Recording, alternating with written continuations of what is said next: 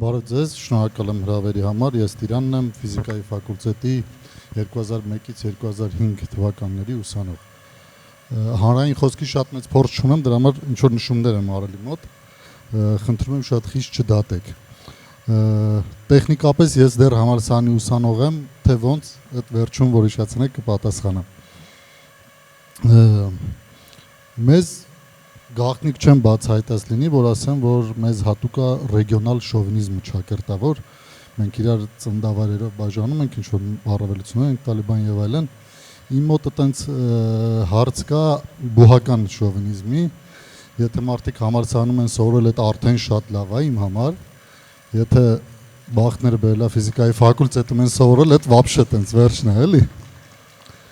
Ես անմիջապես համալսարանը ավարտելուց հետո ստացվել անց որ բիզնես եմ հիմնադրել ու մինչև հիմա մոտ 5-6 տենց պրոյեկտներ ենք ունեցել բոլորում իմ համահիմնադիրները իմ ուսանողական ընկերներն են ուսանողական տարիներից մնացած կապերը եւ հենց հիմա էլ բիզնեսներից մեկը իմ գործընկերն է էլի ֆիզիկայի ֆակուլտետի շրջանավարտ մի փոքր տարիքով երիտասարդ ինչպես են ձևավորվում մարդը մի քիչ հեռվից սկսեմ դպրոցից սկսեմ ինչպես է ձևավորվում դպրոցի ու բուհի տարբերությունը դպրոցը մեր փոխարեն ընտրում են բուհը մենք ենք ընտրում դպրոցը ծնողներն են ընտրում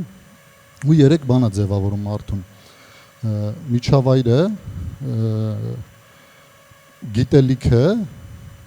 եւ շրջադարձային մարդիկ ինչ որ մարդիկ են լինում մեր կյանքում որ իրենք իրենց գործն են անում մեր հետ այդ առանձնապես կապված չի բայց իրենք կարևոր դեր են ունենում քո կյանքում իմ համար կարևոր մարդկանցից առաջինը մեր դպրոցի հիմնադիր տնօրենն էր Երջանկայի Շատակ Մանվելը Պետրոսյան ով ռադիոֆիզիկայի շրջանավարտ էր եւ ապարանում հիմնել էր ֆիզմատ դպրոց, նույն Երևանի ֆիզմատ դպրոցի սկզբունքով եւ մենք ինչ-որ երջանիկ շանս էինք ստացել, հարցազրույցով ընդունում էինք համալսարան։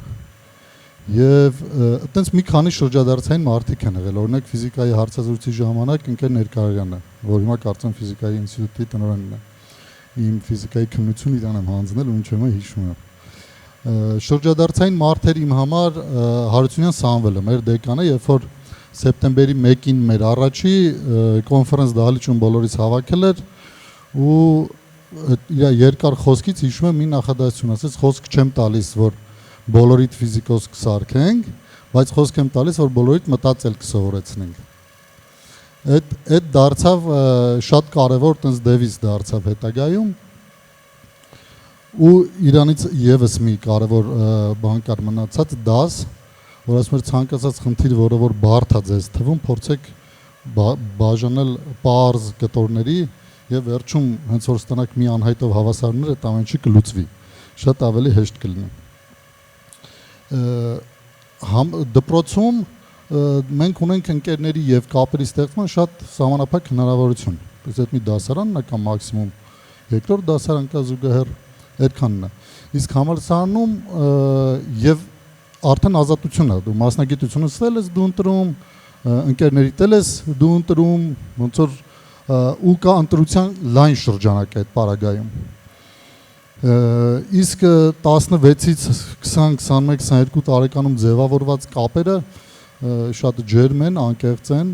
հիմնականում դրանք շահադիտական չեն եւ մարդկային հարաբերություններում դրանք կարևոր հիմք են դառնում։ Էլի մի մարդու մասին հետ գնալով պատմեմ, երկրորդ կուրսի վերջում էլ կարծեմ օպտիկա ենք սովորում, իմ մոտ տարօրինակ բան կա իմ դիպլոմի միջուկի մեջ, առաջ 2 տարին բոլոր 3-ներ են,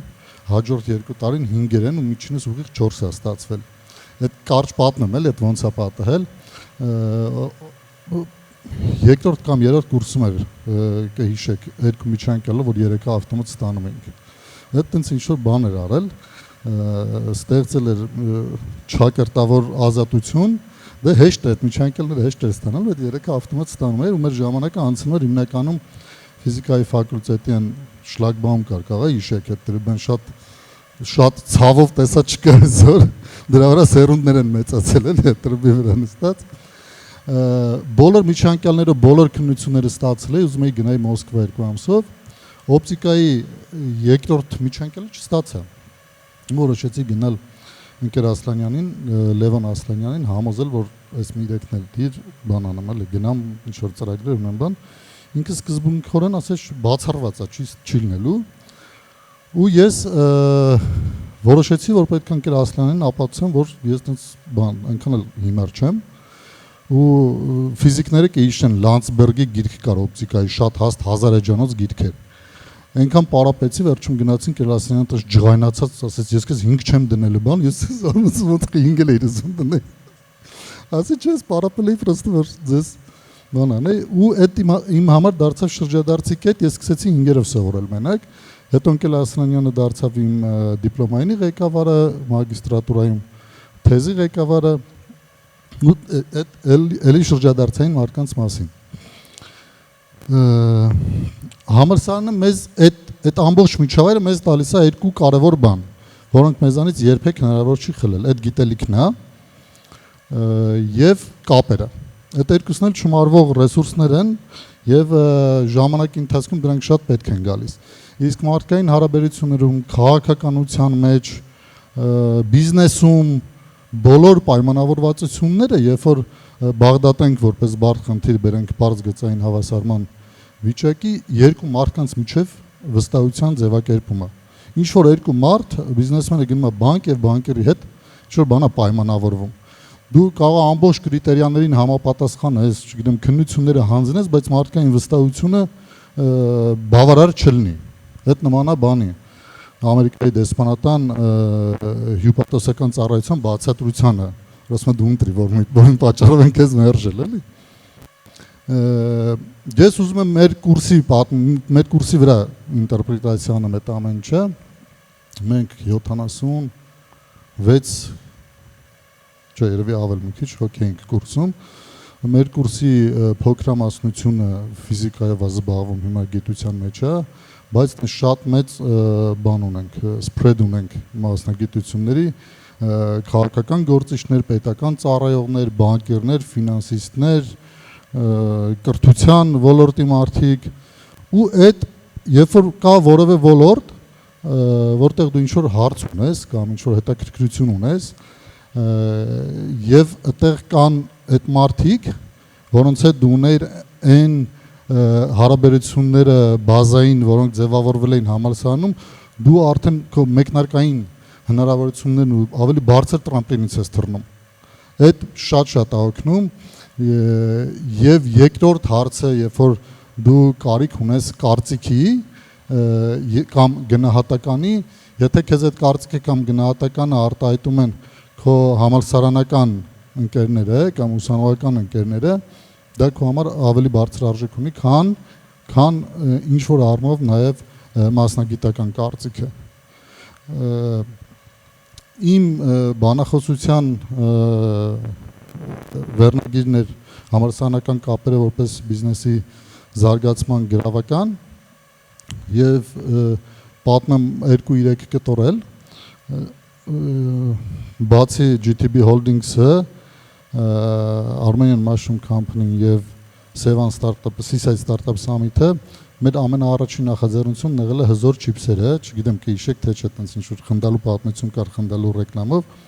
Այդ ես եւ իմ զարմիկը Հակոբ Հակոբյանն ենք հիմնադրել։ Հակոբը հիմա Seaside Startup Summit-ի ղեկավարն է, բայց ես Հակոբին չեմ ընկալում որպես իմ զարմիկ, որովհետեւ մենք իրար հետ սկսել ենք շփվել, երբ որ ինքը ընդունվեց համալսարան։ Իսկ իմ ուսանողական ընկերն է։ Մենք հիմնադրել ենք Գրիգորի հետ Տեր-Ղազարյան, որ էլի ֆիզֆակի իմ համակուրսեցին է։ Armenian Mushroom Company-ն իմ հետ գործընկեր է Արշակե Կարապետյան, որ էլի ֆիզֆակի շրջանավարտ է։ Այդ հենց այդ բազայի վրա ինչ որ մի պահ մեր մոտ առաջացավ միտք, որ պետք է այնց անենք, որ այդ կապերը երկար են։ Այդ կապերը երկարելու համար հնարավորություն է պետք տալ մարդկանց ավելի միջավայրը երկարացնել եւ կապերը երկարացնել, որի արդյունքում ստեղծվեց Seaside Startup Summit-ը, որը ֆորմատով շատ նման է, որ ուսանողական ընկերներ ձեռք բերելու միջավայրին ու անկախ տարիքից, երբ որ դու ընդեղ ես այդ միջավայրի մեջ, մեկը կա այդ ավյունը ուսանողական կամ երիտասարդական։ Վերջի միտքը, որ ուզում եմ ասել, ես ժամանակից մեջ տեղավորվում եմ, նամանավանդ ուսանողներին կուզեմ ասել, շատ ուշադիր եղեք ձեր ընկերների ընտրության հարցում, որովհետև ընկերները ձևավորվում են ընդհանուր հետաքրքրությունների հիման վրա, այդ հետաքրքրությունները վերջում դառնում են արդեն աշխատանք կամ մասնագիտական կողմնորոշում եւ այդ մարդիկ ձեզ ուղեկցելու են ձեր ամբողջ կյանքում։ Մյուս խորհուրդը, որ կուզենայի տալ ուսանողներին, փորձեք ստեղծել հնարավորինս շատ կապեր, դրանք միշտ պետք են գալու։ Կապերի հետաքրքրության, օրինակ մեր կուրսի վրա էլի, շատ հետաքրքիր է աշխարհագրությունը։ Facebook-ը, որ նոր էր հայտնվել, դեռ տենց շատ տարածված չէր, կարծեմ 12 թիվներ, ես որոշեցի գտնեմ կուրսեցիներից, այն մասին ում հետ, որ քիչ էի շփվում, բարձվեց, որ մենք բոլոր աշխարհամասերում կուրսեցիներ ունենք, ովքեր ապրում են եւ աշխատում են, Եվրոպայում, Ամերիկայում ավելի շատ խորը, բայց նույնիսկ ունենք օրինակ Նոր Զելանդիայում կուրսեցի ունենք, մեր կուրսի Դավիթ ընդեղ ապրում երկար ժամանակ, Բրազիլիայում ունենք կուրսեցի, այտենց շատ հետաքրքիր պատմություն է, էլի, այսինքն